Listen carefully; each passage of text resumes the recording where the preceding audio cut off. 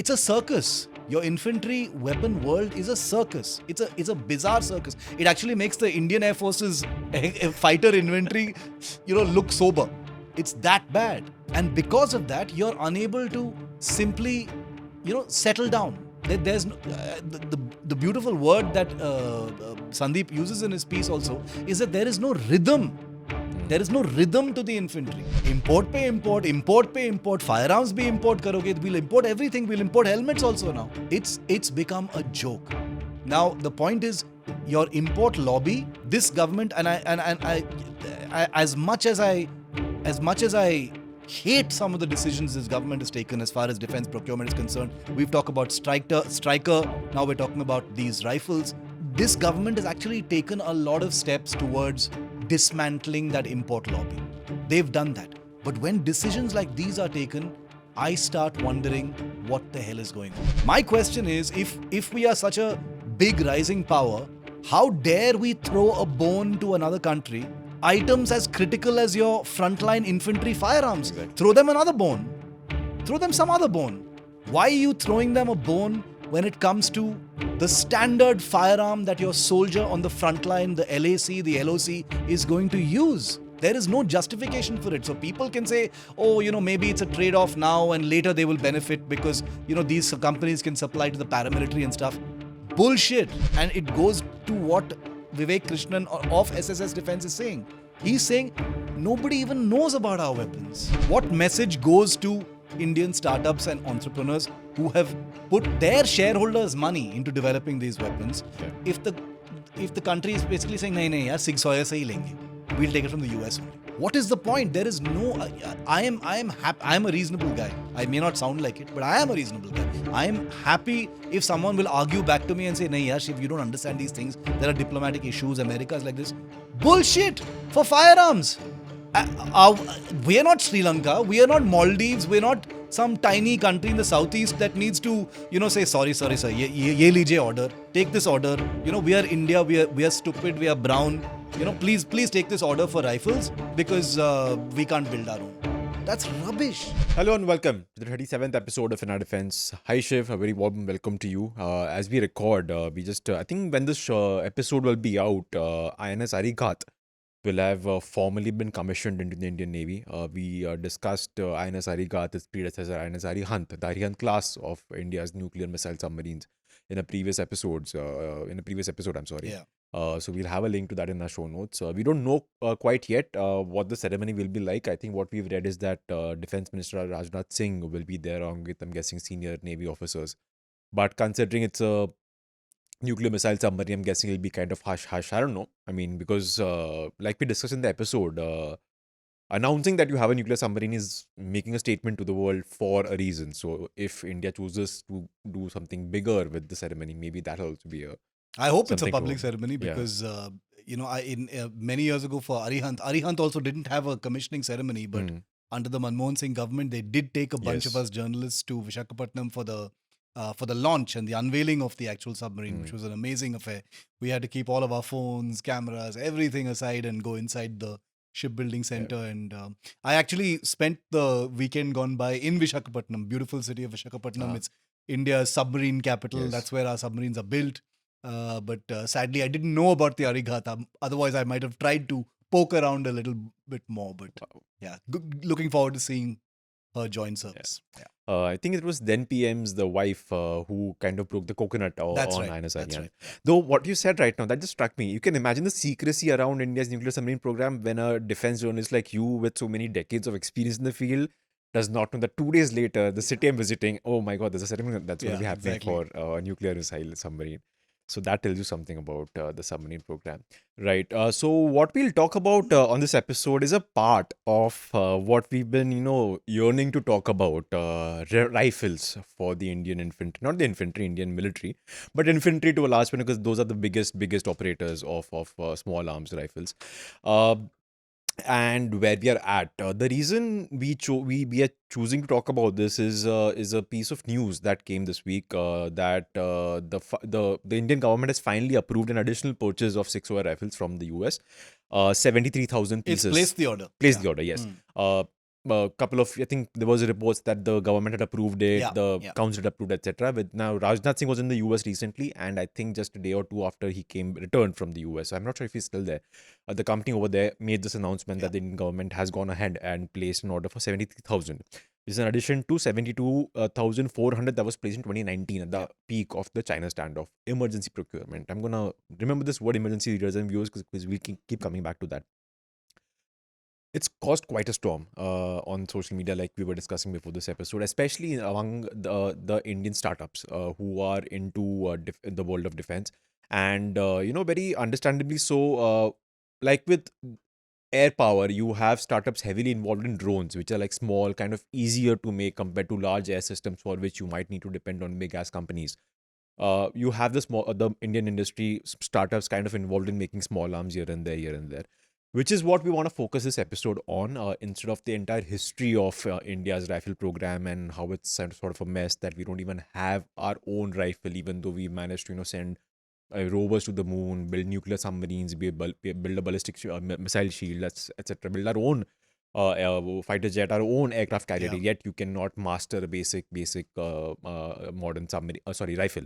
But we won't get to that because I think then this episode would have become too long and just like too many different layers and tangents to it. We'll just talk a lot about the current situation. Where does the Indian industry stand in that situation, and what sort of support is it getting, whether it's getting at all from the government and the defense establishment? Before we do that, though, I want some background. So while we won't get into why we don't have our own rifle, we will definitely talk about what went wrong with the INSAS, because that is where I think where all of this starts from. So in 2019, you had the government place an order for 72,400 rifles from 6OR. Most of them went to the Indian Army, a few pieces to the Navy and to the Air Force. This was at the height of the China standoff, and this was said emergency procurement because you immediately needed your troops to have, modern, better rifles. So before we get to why we're talking about, before we get to the situation right now and the Indian industry's involvement in it, tell me what went wrong with the INSAS in the first place that you had to go down this route of emergency purchases. One, obviously, the factor of the AK-203, which got delayed because of the Russia-Ukraine war.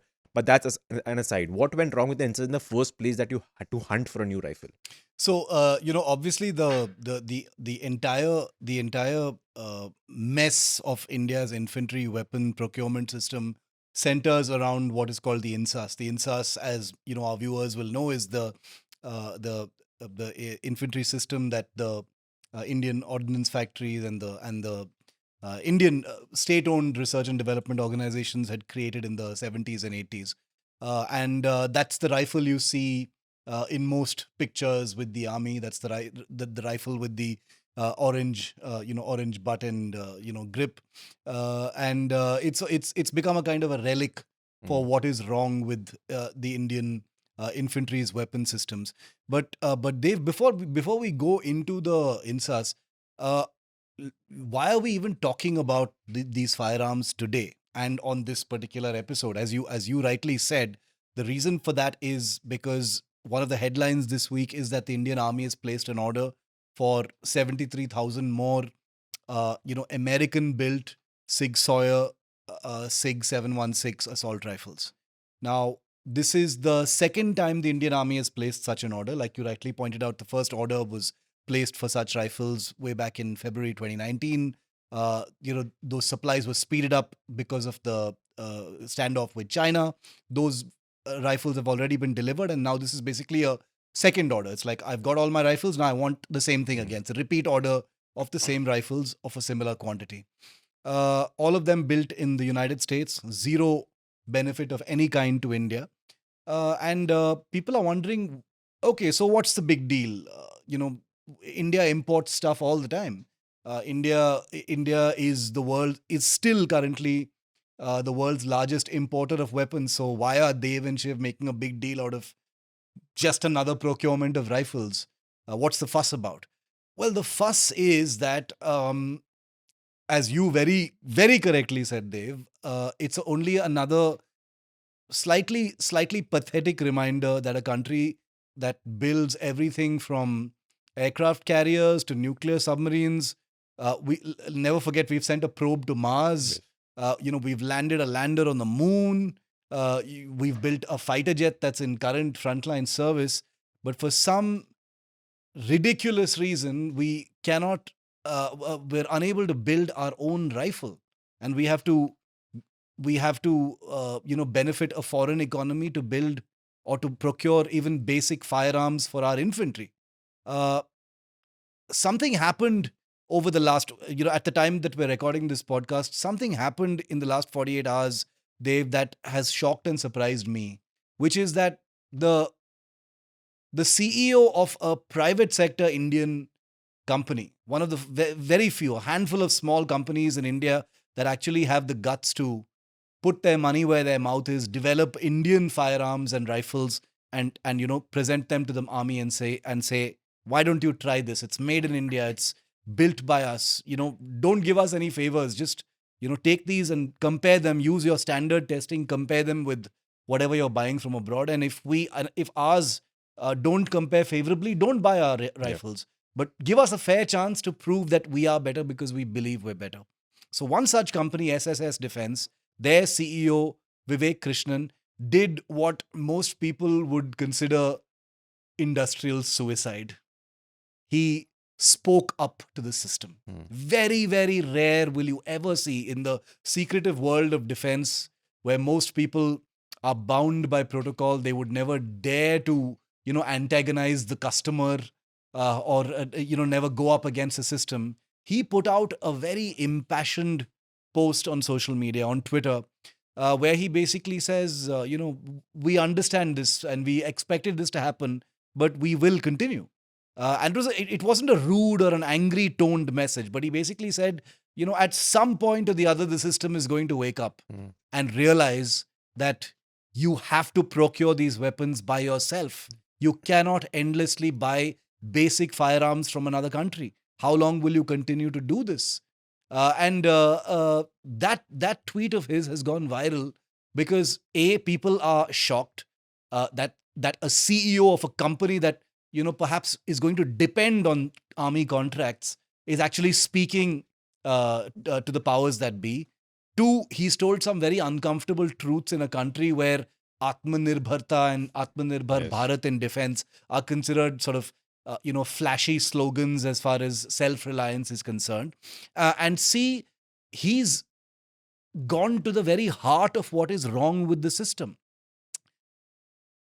Vivek Krishnan's company, SSS Defence, which is based in Bengaluru, pretty much a startup, which has, with its own money, developed rifles and presented them to the army, is actually doing incredible work, but it's representative of the private sector in general having turned the corner in India and being able to offer very, very high-quality weapons and military hardware to the Indian military, but still not getting that chance in certain respects.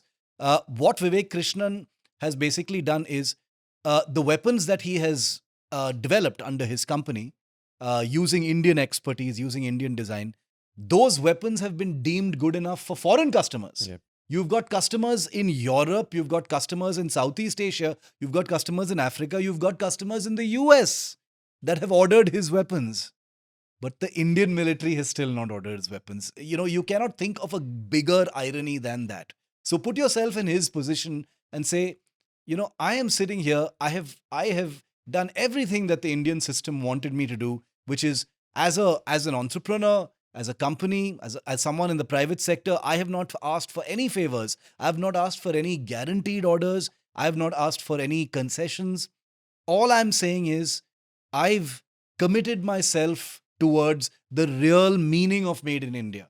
I have made an Indian rifle that I believe, in terms of performance, in terms of accuracy, in terms of all the other parameters on which you would judge a firearm, a standard battlefield rifle, I am saying, you put me under the test. You take my rifle, you take the rifle that I've made here in India and match it up in your test centers. You subject it to whatever you want and compare it with the rifles that you're importing from the US, the Sig Sawyers, or the AK-203 Kalashnikovs that you are assembling in Amethi with license from Russia. You do whatever you want. We will have no part in it. But do it fairly. Give me a chance to prove that my words are true.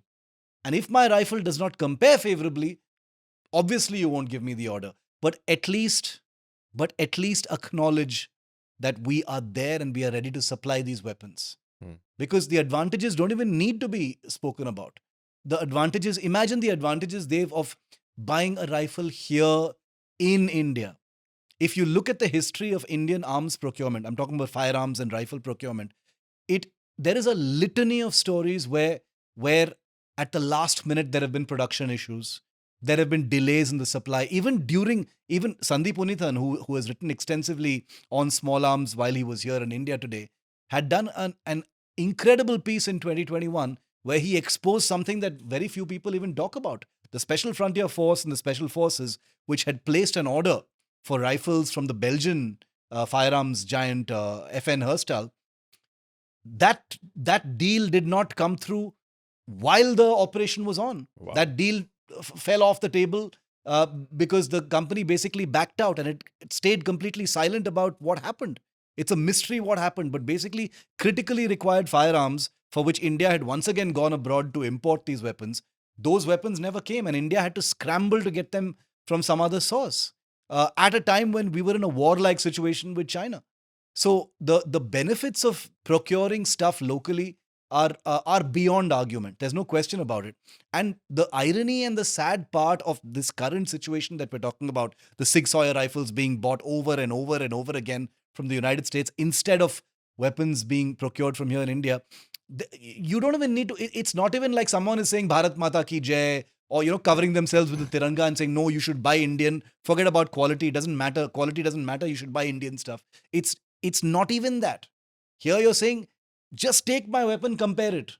I will not even be part of the tests. You do what you want with it, but just be fair about what the results are. And I can guarantee you that they will be better than anything that you can get from abroad. Is that an unfair ask? I don't think so. Yeah. Right. So tell me, okay, you had to place your emergency order in 2019 because of whatever reasons. You needed those rifles ASAP, and so you did that. It's been like 6 years since then, almost 6 years since then. So what have you done, actually and practically speaking, to support this industry? And actually, let's go back a bit more than 2019, because when I was growing up, to think that something like a rifle would be developed by private industry was unthinkable. You'd think that this is something exclusive in the government domain. This is something that one of the ordnance factories would develop or be in charge of. But you've had, over a period of maybe in the last 10 years, last 1 decade, you've had the private sector getting into small avenues of defense where they can. We've discussed this previously in, when we were talking about shipbuilding, warship building, where you have many Indian companies involved in fabricating several parts, even for the Tejas fighter, for example. Like we discussed, the Indian Air Force has a very nice collaboration, so to speak, with several startups where they kind of work together to manufacture drones, design and manufacture drones. And I think the Indian Air Force even has a sort of a competition for these startups. We'll kind of circle back to that a bit later. But I want to talk about just rifles. Tell us, how did the startup industry get into rifles in the first place? We've spoken about SSS Defence.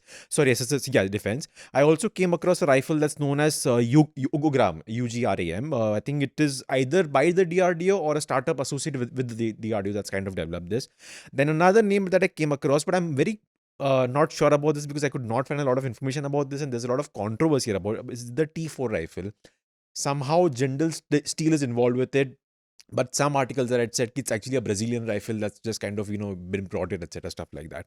So tell us about the picture in the Indian private sector in terms of rifles. How did they get into this? How has their journey been like? What does it take to develop a rifle in the first place? And very, very crucially, how much support have they gotten from the Indian Army or the Indian military? So the reason why the private sector sort of got into the firearms space is because it's for the oldest reason in the book. They saw commercial opportunity in it. Now, why was there commercial opportunity in a space like India where everything is basically government controlled? The ordnance factory boards, build all your firearms. The DRDO designs all your firearms. So where is the space for your private sector in this? So that's a very good question, because the answer to that is the INSAS rifle, which was a standard rifle that was developed and manufactured in large numbers by the Ordnance Factory Board. which has basically become the point of contention. It's a rifle that has been used in such large numbers despite not being an optimal general issue weapon, is the reason why the vacuum was first created. It became clear about a decade and a half ago, 2 decades ago rather, that the INSAS cannot be our standard weapon. There are problems with it. There are issues of accuracy with it. There are issues of maintainability with it. There are issues of endurance, etc. There were many issues with the INSAS, which basically and ironically dawned on the army after it had procured, lakhs upon lakhs of these weapons and covered the entire infantry with these rifles. We being Indians in India, obviously we have to be reactive. So here was the Indian Army saddled with an INSAS that it did not like or want. So almost overnight, you suddenly had a potential vacuum for these weapons, a potential market for these weapons running into the many lakhs. We've got an infantry. We've got one of the largest infantries in the world, ground forces, and they are hungry for firearms because they require many more firearms than there are men, because there's a certain amount of rotation, there's a certain amount of attrition of these weapons. They're used much more in certain parts of the country, and so it became apparent very, very quickly that the army was not very keen on going down the same route and getting an improved INSAS or a weapon that was designed by the DRDO and the Ordnance Factory Board. Basically, the INSAS experience had left such a bad taste in the army's mouth that they'd become almost allergic to trying something else from these two guys, from the OFP and the DRDO, which became then an opportunity because the private sector then sensed, Dev, that okay, the army doesn't want to take weapons from the OFB, the Ordnance Factory Board and the DRDO, which means that where else are they going to get these weapons from? Either they're going to have to import them, or some of us will have to get together and actually make these, which is where the Adanis, Punj Lloyd, the companies that you mentioned just now, MKU, many others, sort of very quickly signed tie-up agreements with companies abroad and basically cemented these local manufacturer agreements, where they went to the army and said, you give us these contracts, the guy sitting abroad will give us the tech and we'll manufacture it here, Kanpur or Pune or Nashik or wherever it is, and then we'll supply them to you. There were very, very advanced negotiations even to that extent, that you would have foreign technology rifles like the Tavor 21 from Israel, the Belgian rifles, the T4, all of these different kinds of rifles could have been manufactured here in India under license by private companies and supplied to the army. But once again, that didn't take off. Reason for that? Which is so ironic. The DRDO and the OFB wouldn't allow it. They said, if you're not going to take ours, you're definitely not going to take theirs. Okay. Wow. I'm of course simplifying a complicated issue, but mota, this is what happened. Okay. So it became a kind of self-defeating, almost perverse dog in the manger kind of situation where people are wondering, where the hell are we going to get our rifles from? The DRDO and the Ordnance Factory Board, which are very powerful and for their own interests, don't like the idea of the private sector or imports coming in because they would like to dominate the supply to the armed forces, basically said, no, do not consider this, because if you go to the private sector, there will be a litany of issues because all they want is, commercial profits. At least the DRDO and the OFB are not about commercial profits. Our thing is about customer first and quality, etc. To which the army turned around and said, bullshit. I mean, you gave us an INSAS which can't fire straight and, things to that effect. Then you had a situation where the INSAS was actually improved. You had the Indian Army Infantry working with the Ordnance Factory Board and the DRDO and churning out an improved version of the INSAS called the INSAS 1C, where many of its existing problems were sort of solved.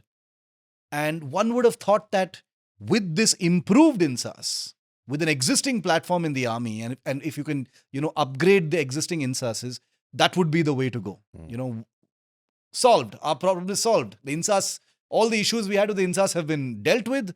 The DRDO has addressed them. The OFB has addressed them. Now we can all chill. We don't have to waste money buying new rifles. But then the army changed its requirements. Its caliber requirements, its range requirements, its criteria. Mysteriously, these things changed. And I'll come to how this is actually the center of this entire issue. After which, once again, you had your DRDO and OFB who were out of contention. They couldn't supply because the army said, "Nahi, not interested." Then you had the private sector who had tied up with foreign companies to build rifles in India under license, who had been discredited by the state-owned companies. Therefore, they were out of the contention. Which means the army was now left with that one delicious morsel that India is so good at, which is importing weapons. Our guys, both state and private sector, cannot supply with weapons because they've both cannibalized each other. They've ruined each other's reputation. They've discredited each other with the main customer. Therefore, the Indian army is like, okay, my hands are tied. I can't buy from DRDO and OFB, and I can't buy from the private sector who's going to build under license. Sorry, I have no choice. But I need these weapons urgently because I have a war-like situation, so I have to import. So then you had your Sig Sauer deals. Then you had your AK-203 nonsense from Russia, which is now laboring to churn out, so-called locally manufactured Kalashnikovs, which is actually basically Lego pieces put together in Amethi and thrown at the Indian army. It is embarrassing. It's embarrassing because for your basic standard issue assault rifle, the main weapon that an infantry soldier carries, you're benefiting the economy of the United States and you're benefiting the economy of Russia. And the history of procurement in this country has a number of weapons. All of the weapons you just named, Dev, plus there have been, smaller weapons, there have been rifles that have been developed by the private sector that are just, it's like debris on a road. They're just lying there, ignored, neglected. Indifference has been shown to Indian products because in India there is such a predilection, there is such a compulsion for imports. There is almost a negative mindset, which means that if it is not imported, it can't be good quality. It can't be good quality. We build nuclear submarines, but we don't have trust in our own rifles. That's what this is about. Right. So then again, my question still stands. You are telling me, okay, this may have been a long-term sort of an issue, but let's say at 2019, 2020, when you had the standoff with China, when you had to buy those 6-0 rifles, you knew what the issue was. You knew you weren't going for more INSASs. You knew the AK-203 was gonna get delayed a bit, and whether it's gonna be the mainstay or not, we'll come back to that at a later stage on this episode. And you knew the standoff was gonna go on.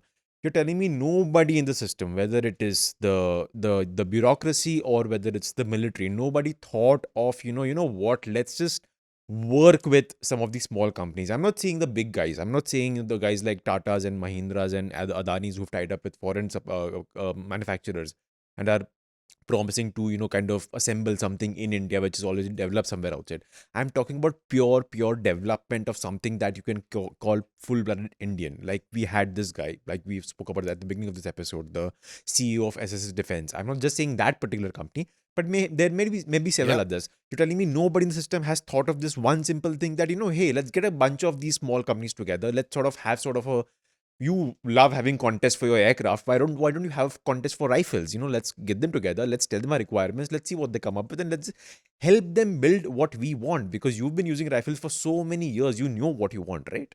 So the very simple answer to that is one of the most difficult things to do in this country is to dismantle the existing defense procurement bureaucracy.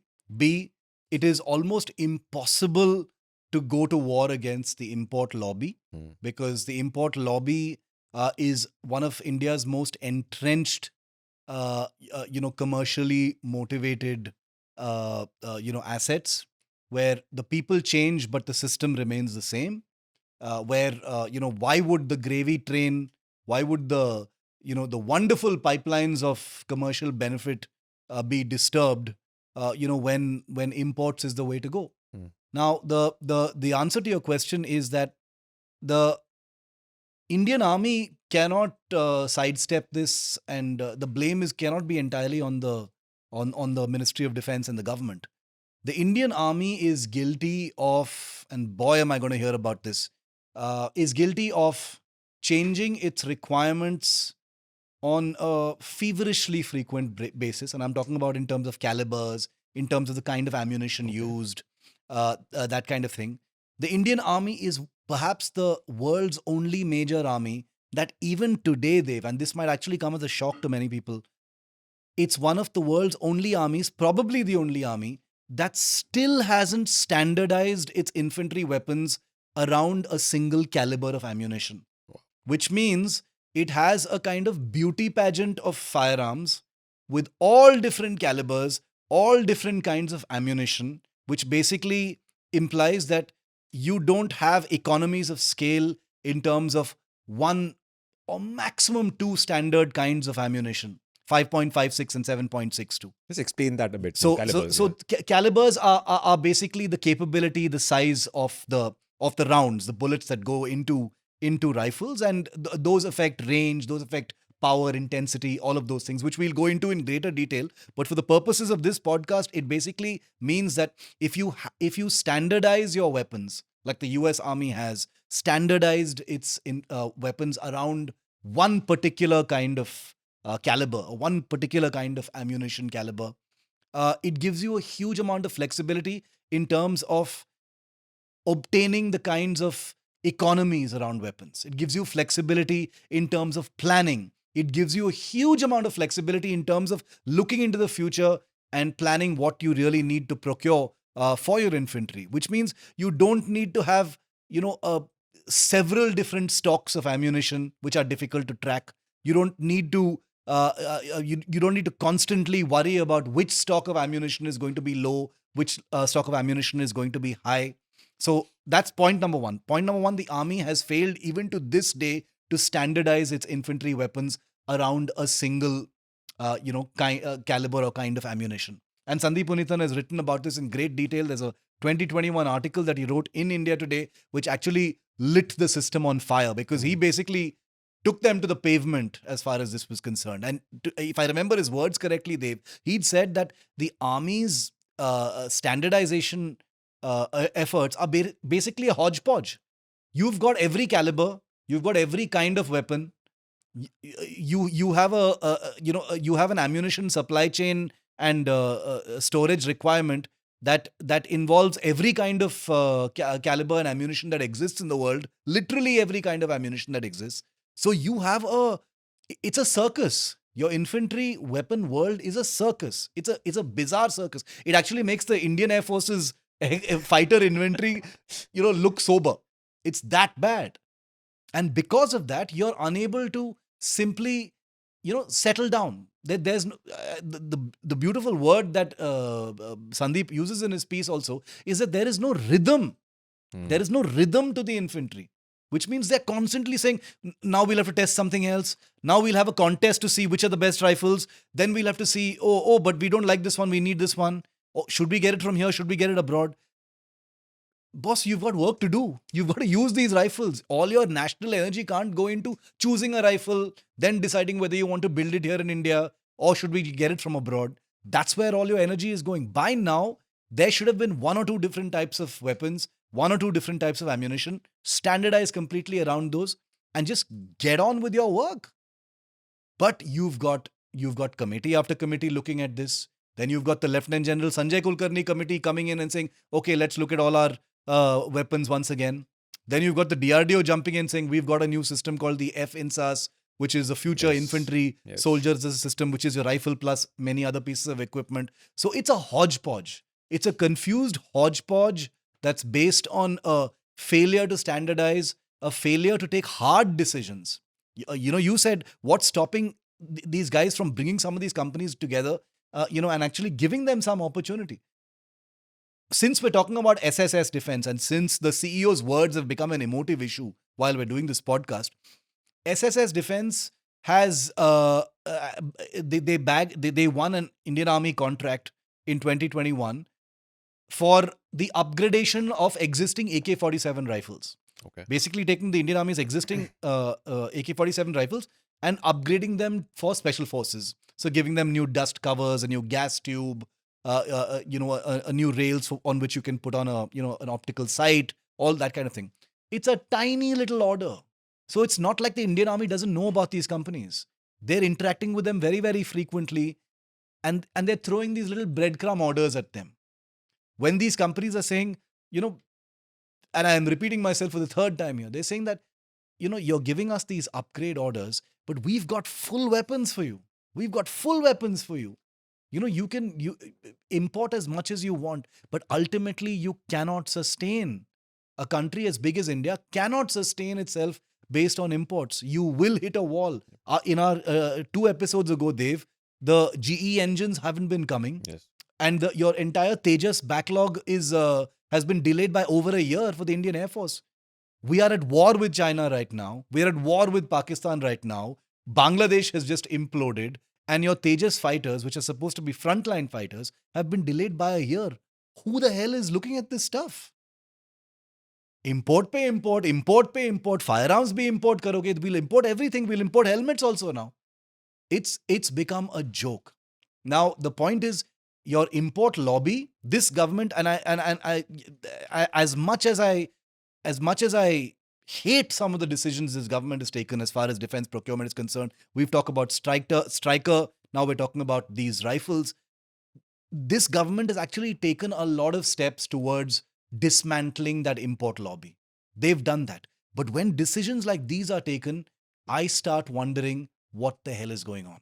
Mm-hmm. Now, when I put out my tweet earlier yesterday about this order that the Indian Army has placed for 6 Hoyer rifles, someone said, I think you're reading too much into it. I think this is too harsh a take because, there may be diplomatic compulsions. Maybe, maybe this is India throwing the US a bone in order to gain something else somewhere else, which would basically mean that India is also throwing Russia a bone in order to acquire something. My question is, if we are such a big rising power, how dare we throw a bone to another country on items as critical as your frontline infantry firearms? Exactly. Throw them another bone. Throw them some other bone. Why are you throwing them a bone when it comes to the standard firearm that your soldier on the front line, the LAC, the LOC, is going to use? There is no justification for it. So people can say, maybe it's a trade-off now and later they will benefit because, these companies can supply to the paramilitary and stuff. Bullshit. I do not buy it at all. My philosophy when it comes to Made in India is bloody well place the orders now. Yeah. And if they don't perform, throw them out, blacklist them. Place the orders now. What is stopping the Indian MOD? Okay, and before people start looking at the both of us as lobbyists for SSS Defence, let's just say the Indian private sector. Any company. What is stopping the Indian Army, the Indian government, from saying, I will buy 10,000 of your rifles. 10,000 of your rifles for 2 infantry units. I'll buy 10,000 rifles. But if one bloody thing goes wrong, you can say goodbye to any further orders. Yep. What is stopping them from doing that? Is it a lack of budget? No, they've got enough budget. Does it put the country at risk? No, it doesn't. You can give it to any infantry unit, anywhere. What is stopping the country from doing this? What message goes to Indian startups and entrepreneurs who have put their shareholders' money into developing these weapons? Yeah. If the country is basically saying, nahi, yaar, 6 Hoyer se hi lenge. We'll take it from the US only. What is the point? There is no.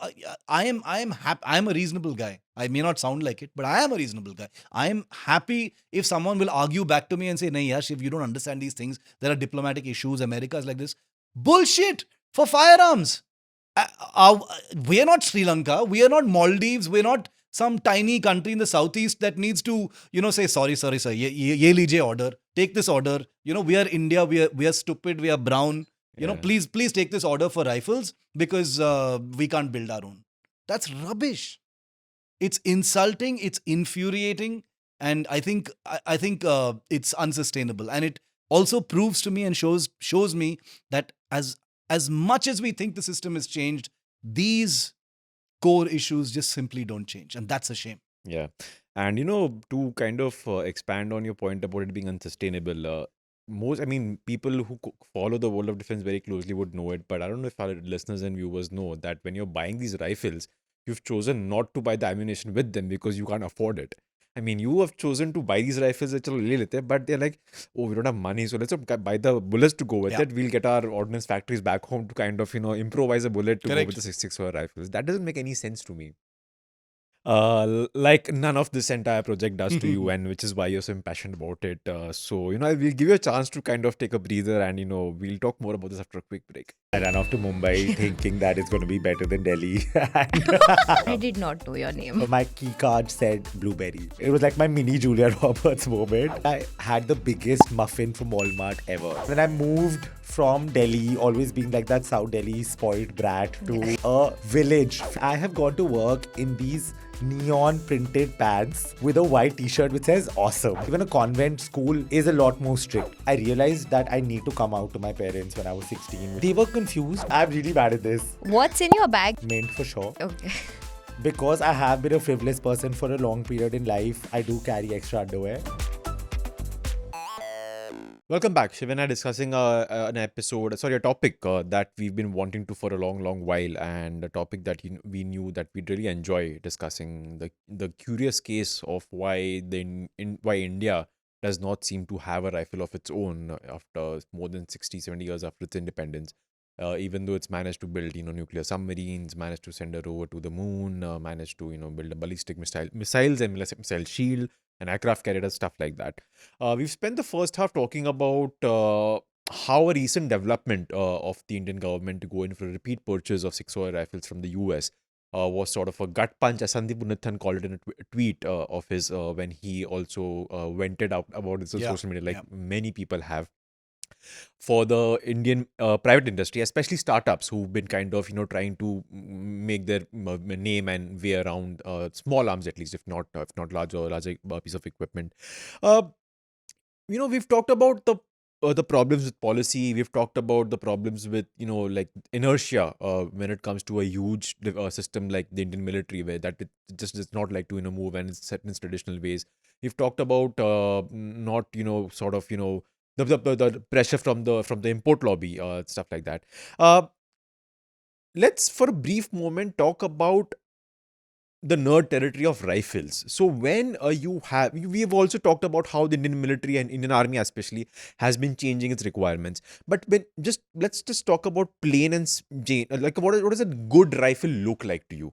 Let's also talk about the 6 rifles. Even though we've kind of come across as why the hell are we getting this rifle? I'm pretty sure it's a very, very, very good rifle. The INSAS was not, like you've explained in the previous the first of this episode, which is why the Indian army is looking for newer rifles. We also have the AK-203s coming in from the Amethi factory, contracted, so licensed from Russia.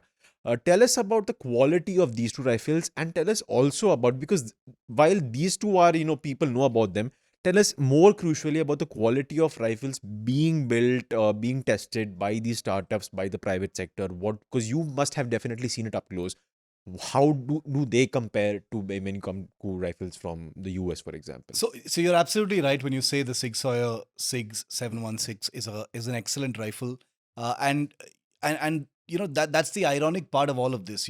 Nobody is even talking about the quality of these rifles, because Sig Sauer is a legacy firearms company. It's in those top 10 companies that builds very, very high quality firearms.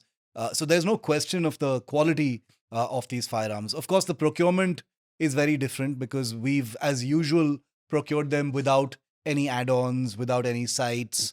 Ammunition is a separate tragicomedy, which maybe we will devote a separate episode to. So the rifles themselves are of excellent quality. The AK-47, which is perhaps the world's most famous or identifiable assault rifle, is of Russian origin. The AK-203, many people actually laugh a little bit, when people call it the AK-203, because they say, you've taken the AK-47, you've slapped on a new dust cover, you've removed the wooden parts and, made it like polyplastic. And you've added on a couple of separate implements that allow you to have a under barrel grenade launcher and a kind of rail on the head of the gun that allows you to put a sight or something like that. And you basically called it AK-203 when the weapon is exactly the same thing. The core weapon is the same. It's not a different weapon. So why are you calling it AK-203 and pretending it like it's some advanced weapon? It's basically just a slightly brushed up AK-47. Undoubtedly a quality weapon. Again, undoubtedly a quality weapon. Something that's very good. And a weapon that the Indian Army will make absolutely full use of. The SIG Sawyer 6716 rifles that are already with the Indian Army are excellent firearms. I've heard nothing but good things about them. But then what else would they be? These are companies that have built firearms for decades and decades and decades together. So they bloody well be good. A SIG Sawyer 716 being a high quality weapon or an AK-203 being a good weapon is like saying, Airbus makes pretty decent quality aircraft. Like they bloody well do, right? It's not a compliment. Those are good weapons. Having said that, the weapons in the private sector haven't seen the light of day. The question you're asking is actually perhaps the most crucial one. And it goes to what Vivek Krishnan of SSS Defence is saying. He's saying nobody even knows about our weapons. You're saying let's nerd it out a little bit, and are these weapons of good quality that are being made in the private sector? If you haven't even compared what SSS Defence makes, by the way, it doesn't even have a name because nobody even knows anything real about it. All I've seen are pictures. If these rifles aren't brought out by the Indian Army and said, chalo, let's do a test. We're so good at contests, right? Let's do a field test of all these weapons. All the weapons that we have, 5 criteria that we will decide on, internationally accepted criteria for firearms testing. And we will subject the Vivek Krishnan's rifle, a rifle made by some other private sector company from Kanpur, the OFB rifle, AK-203 and the SIG Sawyer. Let's have a shoot off and see who wins. That's all they're asking for. They're saying that you're saying what is the quality of these weapons? There's no answer. Because why would anyone believe what Vivek Krishnan is saying? Course. Is he going to say my weapons suck, please don't buy them? Obviously he's going to say my weapons are amazing, but he's not even saying that. He's saying you decide, you test them and you decide. And if they meet your criteria or surpass your criteria as I am promising you, then you please go ahead and do them. So the issue of quality doesn't even arise because the Indian Army, the Indian Special Forces have been contracting weapons from the best companies in the world. The M4 carbine is made by Colt, famous old American firearms company. Many of its firearms are made by FN Herstal, which is a Belgian among the top 3 big companies. Your MP5s are made by Heckler & Koch, which is a German company that makes such weapons. Your Tavor 21, which is the other assault rifle that you have in large numbers in the special forces and the infantry and the Rashtra rifles, etc., is a weapon that's made by Israeli weapon industries. So these are companies that know a thing or two about making weapons. They don't play around. They will sell to whoever's ready to buy from them. Except that you've got a country that is only hell-bent on buying from them. Even the opportunity to locally build some of those weapons in India to benefit an Indian company, even that didn't take off, like I explained. So quality is the least of anyone's problems here.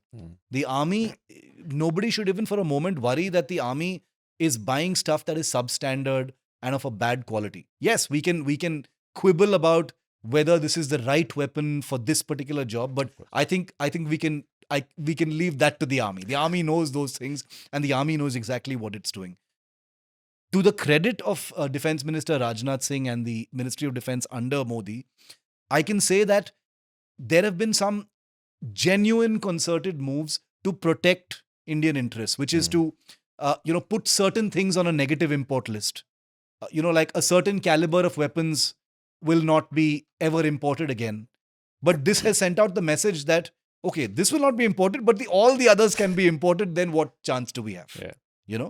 So there are these confusing signals that have come in from the government and the army in general about what that commitment is. See, ultimately, when you boil away all these uncertainties, Dev, all that these companies want, apart from asking for a level playing field, is transparency and clarity. Yeah. They're saying, look,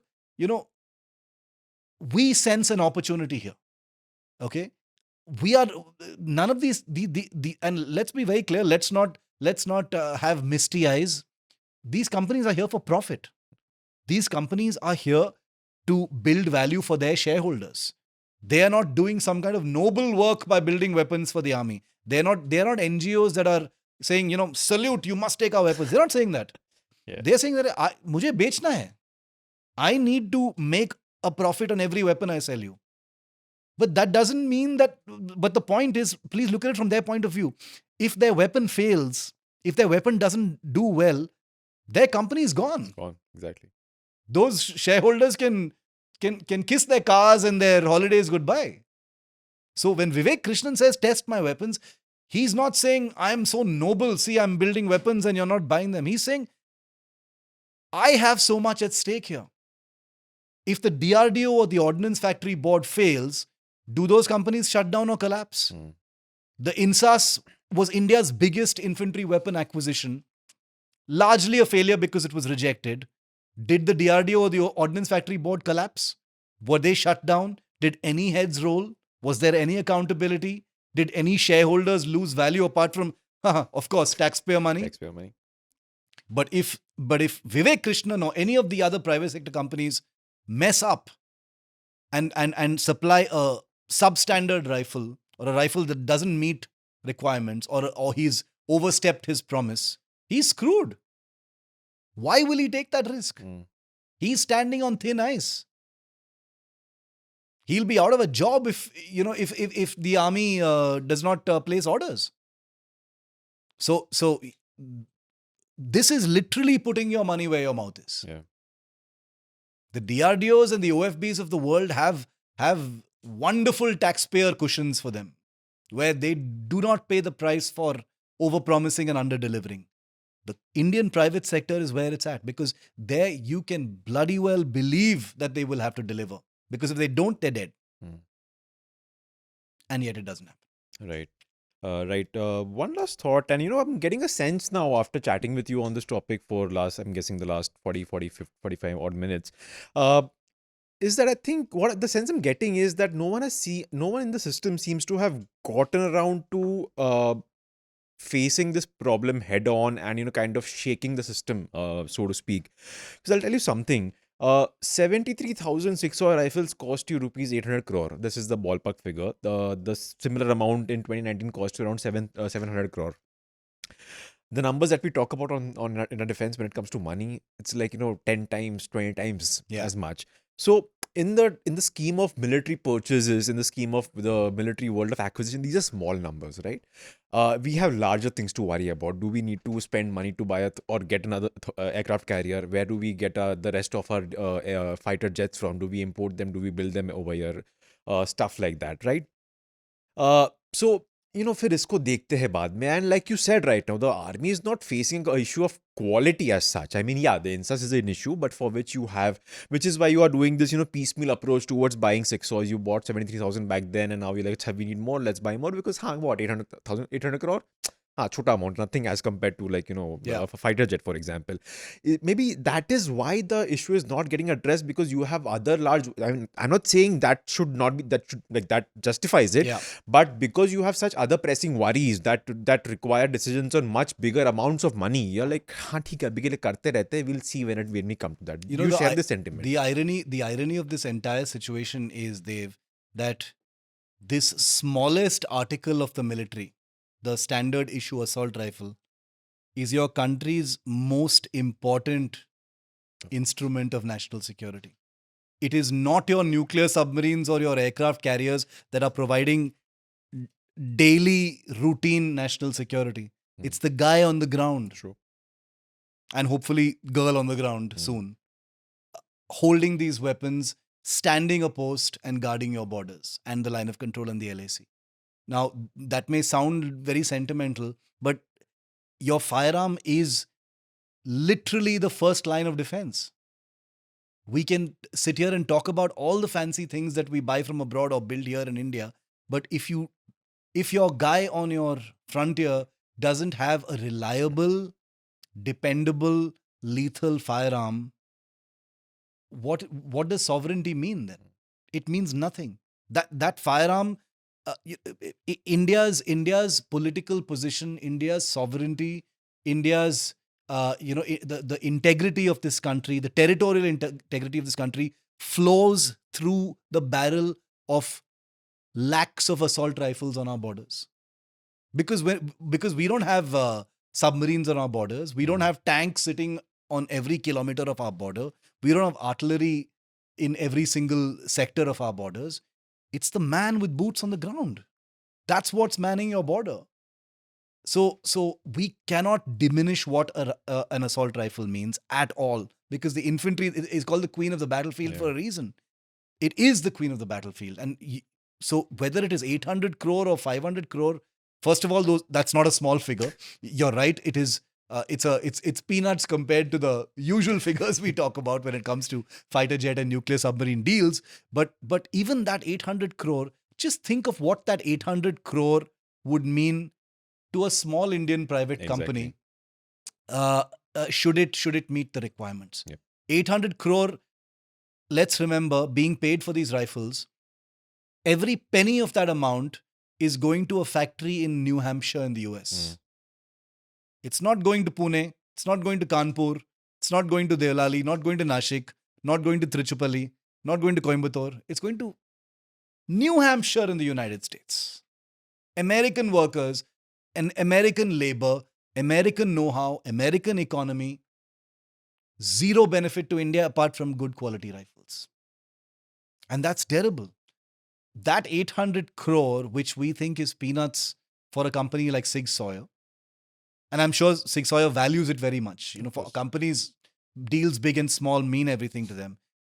That would be, we're talking about figures like that, Dev, 800 crore, which would be that crucial building block to creating the ecosystem that you talked about in your first sentence, in your first question. Imagine 3 or 4 deals worth 800 crore to various companies in India's private sector. That would be the building blocks of a kind of industrial ecosystem that creates the next AK-47, creates the next assault rifle that's used by the Navy SEALs, creates an anti-material rifle that's used by the special services in the UK. Who says India can't do it? Now, I'm not saying that a rifle is a simple thing and anybody can master it. There is real science that goes into the making of a rifle. Real science, metallurgy, engineering, all the different sciences that go into firearms. These companies that make them abroad are not some lalas just sitting around and generating sales of something that some random person built. A lot of real science goes into these weapons. All that the Indian private sector is now saying is we are ready. We are ready for this kind of thing. And that's what they're saying. So my final thought on this really would be, can the Indian army, affect some kind of a hard shift in its stance? Can it affect a stance where it basically says, we've taken wrong decisions for a very, very long time. Okay? We've taken a lot of right decisions, but on this front, something needs to change. Something needs to change. We can do it incrementally all we want. We can offer lollipops to the private sector and pretend like we're doing something big or doing them a favor. That has to stop. There's no favors in this. Nobody's doing anyone a favor by providing small contracts. You've got to put your money where your mouth is and take the leap. Yeah. Right. In my notes for this episode, sort of skeleton, I had the last question, or the last point was going to be your future outlook. And how do you see the Indian Army coming out of the current situation of its needs for rifle, with the 203 is not really kind of coming out as much as it wants, and you having to go for this another purchase for 6. So I think you've kind of captured that throughout the episode. So I think that question won't be relevant, because the answer right now is we don't know. I mean, we've kind of described the picture of what should be perhaps the ideal. I mean, we're not experts, But you, with your years of coverage and talking to several people, you kind of know that this perhaps would be the ideal way to go about it, and that maybe is something that we should watch for. So instead, I'll end this episode by talking about from someone within the army, who we should definitely talk about when it comes to an episode on rifle. He's known as the Colonel Kalashnikov, Lieutenant Colonel Prasad Bansod, who's known to be sort of this experimental dude who goes around making his own rifles, and he's supposed to also be one of the people who'll benefit from what I read about a few months ago, a new HR policy that the army is thinking of bringing, where they will allow officers, even at the level of colonel and above, to kind of stay away from staff appointments, which is basically your desk routine jobs, commanding a brigade or commanding units somewhere, and stay and do their sort of niche work, which is what Lieutenant Colonel Bansod does, which is work on rifles. Tell us a bit about this. We might do a separate episode with I don't think we can do it with him, but perhaps on him. But tell us a bit about him. What does he do, and how is he involved in any making a rifle that someday Indian forces will end up using? What Colonel Bansod does is amazing stuff, and this is obviously something that he's been extremely passionate about. He's demonstrated that he's very capable of engineering and building weapons by himself, modifying existing weapons and really proving them at firing ranges. So the army takes what he does very, very seriously. The only problem with this kind of thing, becoming policy is how do you scale that up and take it seriously so that it means something on the ground? Colonel Bansod has for years demonstrated how things can be done with weapons, how things can be made better, how certain degrees of jugaad can be used on your existing firearms, to squeeze even more performance out of them. But the army is too big an organization, Dev. These small personal flourishes are very nice to read news articles about. But how do you take a Colonel Bansod or his know-how or his actions and scale them up into meeting the firearms requirements of your entire forge? Mm-hmm. Until that happens, it's just one nice romantic story about a really passionate, brave, no-nonsense officer doing admirable, work beyond his call of duty. Mm. But until his work manifests in real world benefits in terms of, let's say, a Bansod rifle becoming a standard issue rifle for 50,000 troops or 100,000 troops, then we're talking about benefit. Until then, HR policies, what does it ultimately mean? It goes down to the heart of what we said right at the start. Everything about Indian procurement is so incremental, it's so piecemeal, it's so ad hoc, it's so ye thoda karenge, uske baad mein dekhenge. When you import something, since we were talking about the Sig Sawyers, imports trigger imports. Yep. Trigger imports. Once you buy imports, it's a monster you have to keep feeding, because if you've got 70,000 Sig Sauer rifles, those units are going to be operating with those rifles with other units. So the sensibility becomes, अरे उनको भी Sig Sauer ही देते हैं. You see what I mean? So and now with this, maybe there'll be another order in the future also. Yeah. Because you'll need more, because 70,000 is nothing for a 1.1 million strong land force. That is the Indian Army. And in case someone thinks I'm just, on this tirade against firearms, and I will not apologize for a single thing I've said or take anything back, because I mean it vehemently. There are literally examples where the Army and the Air Force have taken that amazing leap of faith. Look at drones. Yes. Look at drones. It's a fabulous success story. Companies the same size as SSS Defence, which make drones in India, have begun supplying and capturing huge contracts from the Army and the Air Force to supply drones for the entire Ladakh and northern sector. Those drones are not imported any longer. They're all built by Indian companies. Small companies, companies for which an 800 crore contract would transform their lives. It would transform their lives. It's a drop in the bucket for Sig Sauer. These are companies that may have turnovers of 30 crore, 40 crore. Imagine an 800 crore order for a company like that. So it's time for these building blocks to be built. It's not about SSS Defence or Adani Defence or Punj Lloyd or any of these small companies. Forget about these companies. It's about building an ecosystem where you can go to them. A scenario where the army can say, I need a new weapon 10 years from now. So let me call my ecosystem, the one which I have so painstakingly built, and say, mujhe ye chahiye. In 10 years from now, I want this rifle. Go and bloody make it. Yeah. That's what the US does. What else does the US do? The US doesn't have a bloody DRDO and an OFB and stuff. They've got companies. Where the procurement offices of the United States and the Pentagon call the private sector and say, this is what we want. And we want it 25 years from now. We'll give you a certain amount of money. Go create it. That's what they do. They utilize the private sector. Here the private sector is just sitting around and waiting for something that still hasn't come. Yeah. I think that's the perfect note. I mean, and a very, very, very good example. So, for example, in the US, it's Boeing and Lockheed Martin who are leading the development of the latest generation fighter jet for the US Air Force and for the US military. While over here, again, you have our own government organizations doing that research. I think we'll end the episode on that note. Just one last quick nugget. Have you ever shot a rifle? I have. How bad is the kickback? Depends on the rifle. Okay.